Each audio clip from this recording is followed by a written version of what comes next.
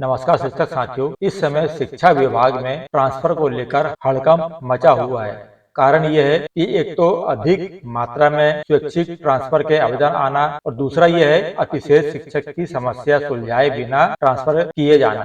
तो साथियों, बात सही है कि इस समय जो अतिशय शिक्षक है वे परेशान है और उनकी समस्याओं को सुलझाए किए बिना ही स्वैच्छिक स्थानांतरण किया जा रहा है। तो साथियों, आपको मैं एक छोटी सी खबर बताता हूं मैं कि मध्य प्रदेश सरकार ने शिक्षकों के स्थानांतरण के लिए रास्ते खोल दिए हैं। इसके बाद शिक्षकों ने अपनी मनपसंद जगहों पर स्थानांतरण के लिए आवेदन कर दिए हैं और इसमें स्क्रूटनी के बाद में स्थानांतरण संभव होंगे।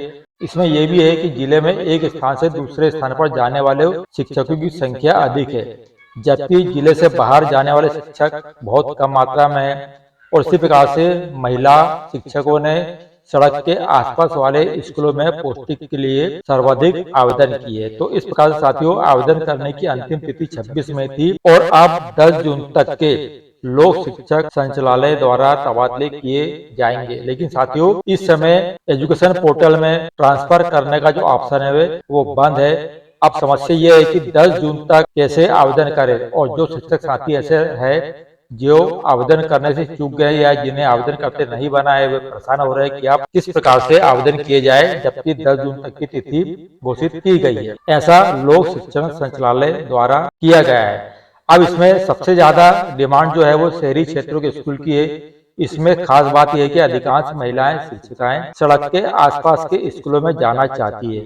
वहीं जिनकी पोस्टिंग दूर है वे अपने घर के आसपास की पोस्टिंग के लिए प्रयास कर रहे हैं और गांव में पदस्थ महिला शिक्षकों ने शहरी क्षेत्र में स्थानांतरण के लिए मांग की है। अब अगली बात इसमें यह है कि अधिकांश आवेदन में विधायक की अनुशंसा लगी है, तो ऑनलाइन आवेदन करने के साथ ही जिले के विधायकों की अनुशंसा भी कर्मचारी करा रहे हैं और इसके अलावा प्रभारी मंत्री के पास भी स्थानांतरण के लिए लगातार आवेदन पहुंच रहे हैं। तो इस प्रकार से प्रभारी मंत्री के पास में हर जिले से अधिक मात्रा में आवेदन आ रहे हैं। अगला देखते हैं अपन कि शिक्षा अधिकार अधिनियम में बदलाव के कारण अतिशय शिक्षकों की संख्या बढ़ गई है। तो इसमें वो शिक्षक भी है जो पहले अतिशय नहीं थे, लेकिन अब इस अधिनियम में बदलाव के कारण वे शिक्षक भी अतिशय की संख्या में आ गए हैं और इनका युक्तिकरण किए बिना ही स्थानांतरण कराए जा रहे हैं। इस कारण से विभाग में हड़कंप मचा है। तो अतिशेष की श्रेणी में आने वाले शिक्षकों ने भी बड़ी संख्या में आवेदन किए हैं और इस अधिनियम के बदलाव के कारण ही बड़ी संख्या में शिक्षक अतिशेष हो गए हैं। अब साथियों, ये तो एक छोटी सी खबर आपको बताया मैंने। अब बात करते हैं अपन मुद्दे की। तो इस समय स्वैच्छिक स्थानांतरण और अतिशेष के स्थानांतरण किए जाना तय है। तो इसमें साथियों ये है कि विभाग के द्वारा सबसे पहले स्वैच्छिक स्थानांतरण आवेदन की बात कही जा रही है कि ऐसे शिक्षक जो स्वैच्छिक स्थानांतरण चाहते हैं, पहले उनका ट्रांसफर किया जाएगा।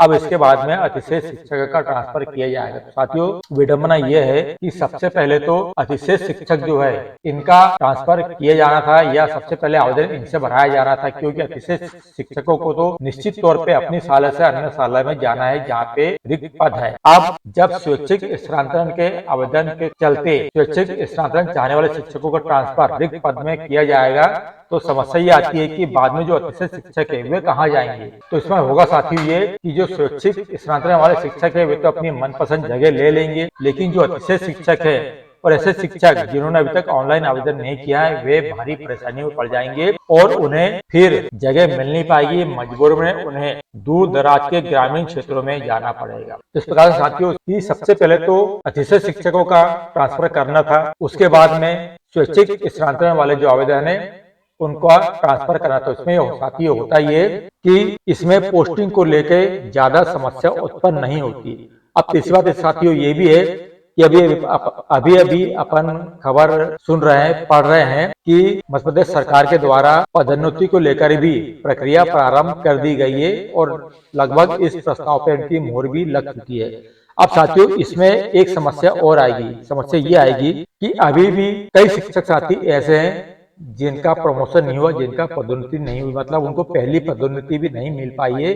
सबसे बड़ी बात हम करें तो ऐसे सहायक शिक्षकों की जो 1988 के बाद से जिनकी ज्वाइनिंग है उनका भी पदोन्नति अभी तक हो नहीं पाई है और उनके सेवा काल को लगभग 30, 33, 35 वर्ष तक हो चुके हैं, लेकिन अभी तक उनकी पदोन्नति नहीं हो पाई।